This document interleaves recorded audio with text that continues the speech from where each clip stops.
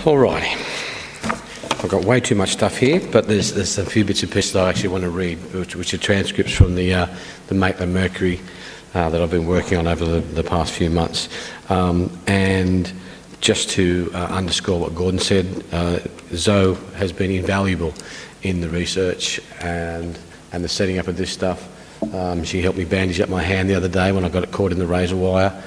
I'd suggest, very, very, very helpful.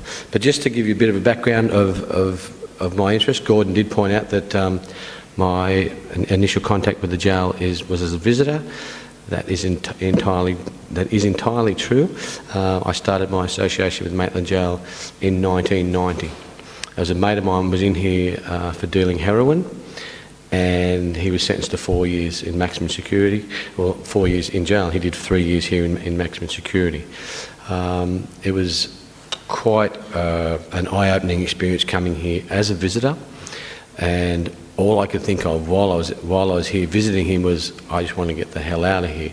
The process of going into the visiting processing unit and being humiliated by officers, questioned and warned about cavity searches and strip searches and all that sort of thing.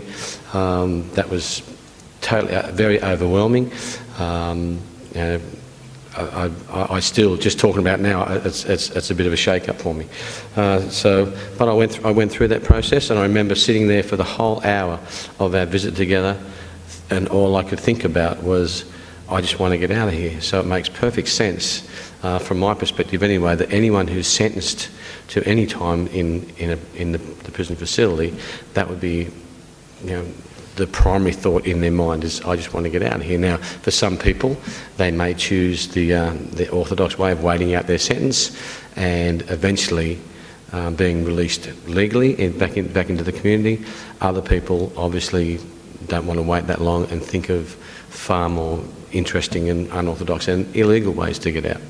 I want to talk a little bit before I start talking about the escapes, though, about the exhibition. The research we've done on the exhibition has come, as Gordon mentioned, from the Maitland Mercury newspaper predominantly, and our microfilm of the jail records that we have from the state archives. We've got records dating back to the opening of the jail, and you'll see that there's, I want to thank my mum, she's not here, but she's done the calligraphy on the wall over there, which is a replication of the jail entrance record. So if you haven't had a chance to have a look at that previously, please make sure you do that before we head off on the tour. Okay, so how I got involved with the jail after being a visitor here for a number of years was through a university degree. I was doing through the University of Newcastle's drama department. Now, I knew lots of people who'd been involved in the jail system, only ever wearing green. I didn't have any association with any of the officers. They were all ex-inmates, and some who were still current inmates in the jail system. And I figured that was a way that I could involve myself in documentary theatre techniques and oral history techniques. Come in, grab a seat. So I don't know if you know much about oral history, but I find it to be a very valid and interesting way of presenting many different perspectives on history. Now, as you all know, that most history comes from the predominant people. And the example I always give is, when I was going to school, my idea of who discovered Australia was Captain Cook. Well, we're all starting to find out now that there were a whole pile of other people who were here well before Captain Cook, including the Dutch, and then of course the indigenous land keepers at the time. So for me, the idea of exploring the many different histories that could come around Maitland Gaol was a very intriguing aspect. So we came up here in late 2001, and I thought, oh, this would be pretty cool because I've actually been to the jail as a visitor. I kind of understand the system. Been in and out over a 4-year period, well, only in and out from the visiting processing unit into the visitors centre. certainly not in any of the wings. So I thought I was pretty much in charge of what's going to happen here and would understand the whole system. Coming through the gate, it was a gut-wrenching experience, and I cannot comprehend how that must feel. And I'll just ask, has anyone actually been sentenced? Anyone in the group here been sentenced to a custodial sentence in here? Just a show of hands. No? Okay. So we're all probably about the same here. That it's one thing to walk in, even this evening. You know, you all walk in here fully aware that once you've had enough, even if you decide before 8 o'clock, you know, before we've had a meal and a drink, you know, I'm over this, I want to go home, yes, someone will take you out to the gate. But to come in here with a custodial sentence, knowing that you're here for a minimum period of time of a number of years or a number of months, I cannot comprehend how overwhelming that would be. When we came into the jail that particular day, the first thing that took my attention was the height of the walls. Now, it's a very impressive sight from the outside. You know, it's got that whole castle sort of vibe about it. But once you come inside, those walls seem to lean in like that. I don't know if anyone's noticed that as you're walking around. You may have a look at it from the inside as we're walking around this evening. And then you become aware of, you know, all the levels of security that are in the place. You know, if you've got your razor wire, that's why I put the razor wire in here so people can have a good close look at it. You know, it's imposing sort of stuff. And if anyone had been here a couple of days ago while I was tangled up in that section there, it just grabs, you know, once you get caught on that bit of clothing, you then move around to get it off, and it gets caught on that bit of clothing, and it gets caught on this bit of clothing, and it's just brutal stuff. Then underneath that you've got the barbed wire. Then running through the barbed wire, you've got the sensor wire, which is motion detector wire. And then you look around and you realise that in every corner, you know, every 100 yards or so, there's surveillance cameras. So it's all about, it all feels very, very oppressive. It's just, yeah, overwhelming is the word that I use to describe it. So as I said, I can only imagine that when people come in here for a custodial sentence, that primary thought in their head is about getting the hell out of this place. Okay, so when I actually came to visit my mate, it was an interesting thing that he came out dressed in a white overall with visits written across the front, and didn't look at me or anyone else in the eye. And we'd all been, me and a whole pile of other visitors had been sitting around out the front, just waiting, and everyone looking at each other, wondering, I guess, who was visiting who and who'd been here before and who knew how the system worked. And he's come out, and we sat there kind of very quietly, just looking. So, how you doing? Yeah, all right. So, okay. And I felt really guilty because all I was thinking was, this is so boring, you know, I just want to get, that was still the thought in my head, that I just want to get out of here. Okay, so, the 150 years history of the jail, we have documents of 34 escapes. Out of those 34 escapes, 5 actually managed to remain escaped. The rest of them were all recaptured. Now, some were out for a number of months, some were out for a matter of minutes. You know, some didn't even make it over the wall. So I want to take a little bit of time. You had guys here. Probably you all look old enough to be aware of Raymond John Denning. Yeah, a friend of yours. 1977, September 1st, my mum's birthday. I remember it for my mum's birthday. Other people remember it for Ray Denning. Okay. He went out through the shower block here, which is the new shower block, and I don't want to spend too much time talking about it in here because we'll be out there in a little while having a good look, and I'll be able to show you the dimensions. But when we were measuring up the air vent that they went out of, it was 420 millimetres, which is about 18 inches, yeah? Okay, now 18 inches on me comes to about there, so I'm trying to think if I'm one of the 7 guys who are going out in Ray Denning's crew, I've got to have someone pull me up at the top from the rope, and I'm getting scraped against the tin on the inside, and someone pushing me from inside, so from down below. I would assume the fat guy like me would be left at the bottom. I'd be making my own way up. So we had 7 guys go there, and there were people involved from the local area, a solicitor, Stephen Fry, who I believe was still in the area up until very, very recently.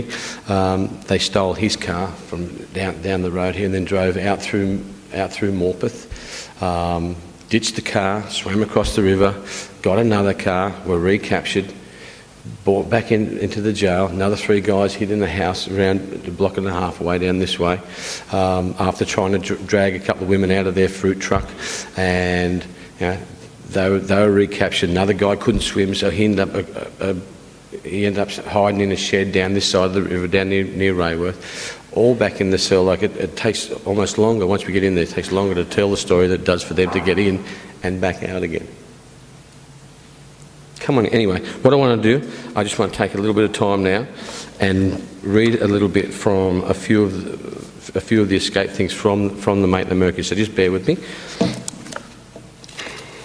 I found this one to be a very exciting tale. Another prisoner tries to escape. Quite a sensation was caused at East Mason last evening when a number of shots in quick succession were heard, and the news quickly spread that another prisoner had made a bold and determined attempt to escape from custody. As on the previous evening when the man Stephen Wilton successfully made his escape, a number of prisoners were being brought up from Newcastle Quarter Sessions for the purpose of being placed in the East Maitland Gaol, with the difference that there were only 5 instead of 17 on the former occasion. I should explain, the night before, 17 people were brought up on the train from Newcastle down to East Maitland to be brought up in chains. One of the guys just did a bit of a Houdini, got out, and he was off and running. He was recaptured. The next night, the same sort of things taking place. On the primary occasion. Included in the number was a man named Thomas Samuel Ewell, who had during the day been sentenced to 3 years imprisonment for the robbery of a quantity of jewellery at Newcastle. The prisoners were brought up in the 7 o'clock train in an escort in charge of an escort consisting of 4 warders, including Senior Warden Manning. All were peacefully on the journey, and before the prisoners were detrained, their guardians, benefiting by the previous night's experience, closely examined the men under their charge and satisfied themselves before alighting that the handcuffs and leg irons were in good order. Having done so, the prisoners were conducted from the carriage onto the platform and were being taken along a narrow passageway or footpath leading to the Morpeth Road when trouble occurred. Elwell managed to slip both handcuffs and leg irons and then dashed into a paddock at the rear of Mr. T. Petheridge's store, where in the darkness it was difficult to discern his movements. Senior Warder Manning, who was in charge of the escort, immediately made a dash after the prisoner, but in running across the paddock he collided with a horse, which he had failed to see in the gloom. The animal caught Manning a severe blow in the stomach, rendering him hors de combat. In the meantime, several shots were fired in the direction of the prisoner had taken, but without effect. Elwell would have got clear, but Chief Warder Thompson, who was coming to meet the escort, happened to be in the vicinity and captured the escapade just in the nick of time, for he was then getting over the fence into the street. Elwell was secured and removed to the jail, where he was lodged in safety, and Senior Warder Manning, who had been severely injured by the kick from the horse, was taken to his home in a dazed condition. This morning, Mr. Manning was slightly improved, but was very stiff and sore about the stomach and ribs. I actually love the writing style with regard to that, and the fact that they have the concern for Mr. Manning. In fact, they reference it again in a week's time. The accident to Senior Warder Manning. Senior Warder Manning, who had the misfortune to be severely kicked by a horse whilst endeavouring to recapture the prisoner Thomas Samuel Elwell last week, is making favourable progress towards recovery. He's now able to get about again, but is not well enough to resume duty. Okay, now I've mentioned the escape by Ray Denning, and his cohorts included probably one of the most famous inmates, and not famous for the reasons you assume. Like he's not one of the copy killers, or not a Darcy Dugan character, but a guy called Dickie Linnett. Does that name ring a bell with anybody, or am I misguided to think he's considered famous? Anyone heard of Dickie Linnett? Does anyone remember the scandal when Princess Di came out here and was photographed in Long Bay's hospital wing with a prisoner suffering from AIDS? No? Okay. Strike that from the famous inmate register. I figured just his connection with Lady Di. I certainly recall it at the time, in the early 80s. That was Dickie Linnett. He was a homosexual inmate who had befriended Ray Denning and Stephen Shipley while they were in here. He hadn't been diagnosed with AIDS while he was in this jail, but eventually was suffering from AIDS. And there's a very, not so famous photo, something I consider to be a famous photo, of Lady Di visiting him in the hospital wing in Long Bay. And there's the other photo, which didn't get printed as anywhere often, was the one of her kissing him on the forehead. Okay, so he was involved in that one. But so there were 7 people escaped in that day. They were out of the jail for under 2 hours. But the Maitland Mercury printed this the next day. And the headline reads, "Not a bad record." Maitland Gaol's escape record of 9 out in the past 10 years is not bad compared with those of other New South Wales penal establishments, especially when it's considered that 7 of the men were involved in one of the breaks only yesterday. It is unfortunate for Maitland, however, that because our jail is maximum security complex, it is used to house hard case criminals, and when they do manage to escape, they live up to their reputations. That's not exactly true. When Denning and the guys, his associates, escaped, they didn't actually do anything terribly violent. They said they told Stephen Fry to get out of your car, and he just willingly got out of the car, and they took it.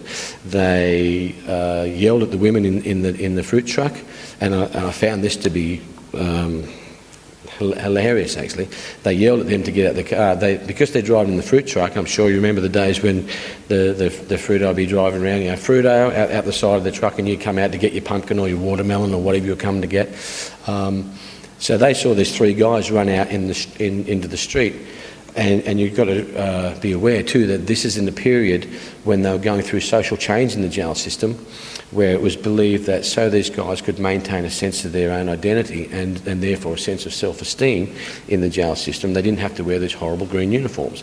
They could, if they had personal stuff to wear, and not everyone did, not everyone had family members sending him clothes and stuff like that, but if they had that sort of stuff or could afford to buy some Adidas joggers or Nike joggers, they could wear those sorts of things in the jail. So when they got outside the jail, they looked like everybody else. So they've run out in the middle of the road in a waving, so these 2 women pull over thinking a few guys want to buy some fruit and vegetables. They've come around the side, opened the door, tried to drag the woman. She's pulled the door shut and wound the window up. A couple of guys had jumped on the back, and it was Stephen Shipley actually was banging on the side window and telling her to open the window.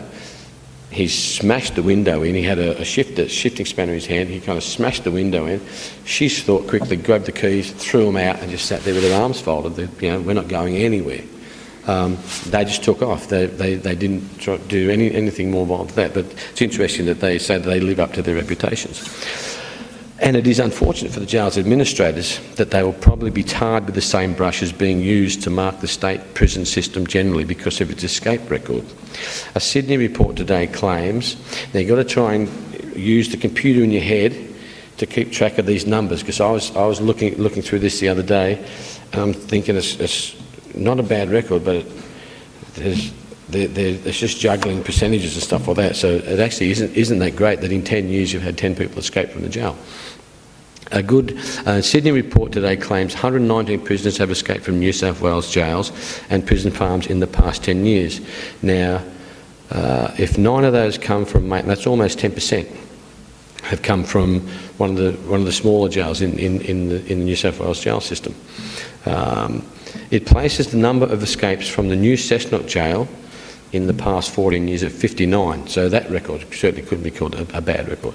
I mean, that could be called a bad record. A good proportion of the escapees were not hard case criminals and posed little risk to the public.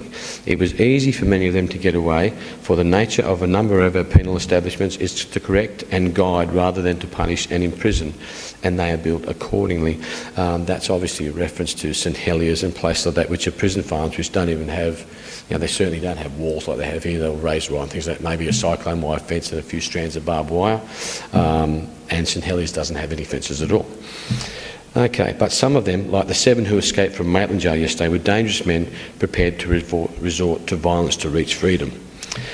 And no one can be absolutely sure how even a person without a record of violence and who has been sentenced to a comparatively minor offence will react when cornered in a bid to escape from institution. Fair enough. While sections of the press, the politicians and the public might tend to become over-emotional about the issue of prison security, the public certainly has a right to maximum protection to their persons and their property from prison inmates. Jails, the people who are sent to them, what happens to them and the people who run them have become a social problem rather than one to be faced only by the police, the courts and prison administrators. Therefore, it is up to us all to ensure any deficiencies in them are corrected in the same calm, progressive manner in which we endeavour to correct inadequacies and anomalies in any other sphere of society. And this is interesting because I misread it. Okay, the final byline is mindless prison bashing isn't going to help one iota. And when I first read it, I thought it said mindless prisoner bashing isn't going to help one iota. And if you're aware of the jail system in the 70s, quite a lot of mindless prisoner bashing was going on. Okay, so I just want to check how we're doing for time here. 36. All right, I just want to wind up now, and I'll take. Have any of you actually been on a jail tour before? 2001. Okay, so you'll be aware. Were there a few more people have been on a jail tour? Okay. Okay. You're probably aware that we have ex-inmate guided tours here. We have ex-warder doing tours here. We have a psychic guide doing tours here, and we have a couple of guys like myself, Zoe, Sue, Chris, who base our tours on research. As Gordon mentioned earlier, this tour tonight is based on the research into the escapes. Unfortunately, and this was a very difficult thing when I was putting the exhibition together this evening, or haven't put it together this evening, but for this evening, is we don't actually have a lot of escape artefacts. Like when you're reading through the newspaper articles, there's bits of rope which was tied together from sheets and shirts and stuff like that. There's one amazing article that I would like to get a hold of. In 1922, a guy called Edward Gustav Steiner escaped. Now, he stripped naked in his cell. He'd spent a few months working up at and I'll show you where the little window grill. Well, can't really call it a window. It's a ventilation grill, really. And he removes sandstone blocks around it. For some reason, chose to strip naked in his cell. They found his prison clothes in the cell the next morning. Shimmied out through this tiny little hole. He wasn't a huge guy, and then down the wall from the second level, over it's a grill gate up here, over to the reception store, where he sat for a couple of hours, rummaging through bits and pieces, got some shoes, got a shirt, and a pair of pants, and then took some material and some scissors and a needle and a thread, and then managed to get over the wall by making a grappling hook and went over the wall with the material rope he'd made. Got on a train down here near East Maitland Station, got off in Waratah and laid in the bush till like just on daylight, and made himself a jacket, so he didn't look like this kind of guy just wandering around